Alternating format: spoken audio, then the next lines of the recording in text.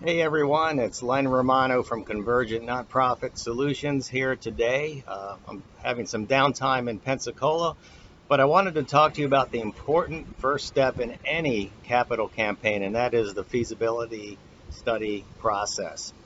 There are three things that are so important about the feasibility study process. The first is basically just to get an unbiased look and feedback about the organization and your case for support.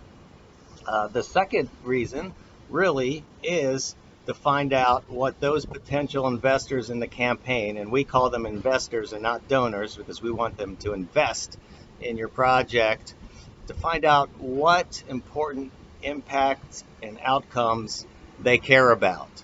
What are those things that they're concerned about?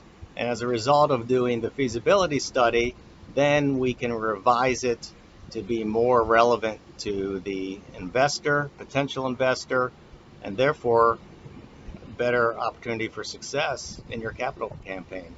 The third thing, and this is really important, is creating a connection with these potential investors. I want you to think about a triangle and think about the triangle divided into three sections. The top section at the apex of the triangle is what we would call connection. This middle section is what we would call concern, and the bottom part of that triangle is what we call capacity.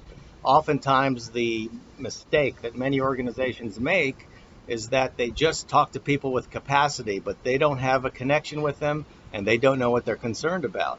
So the feasibility study process does that. It starts with the case for support, or what we call the prospectus, to identify the key concerns, outcomes, and impacts, life changing, that the organization will provide as a result of this campaign.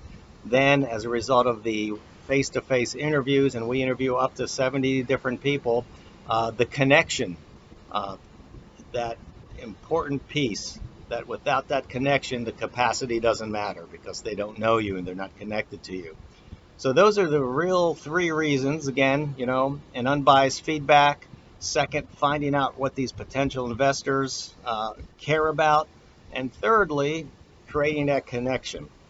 There's a great book that talks about this. It's called Asking Rights, and it's another book that we use frequently with our clients. So that's all I have for you today from beautiful Pensacola, Florida. I hope that you would consider us when you look at your future campaigns.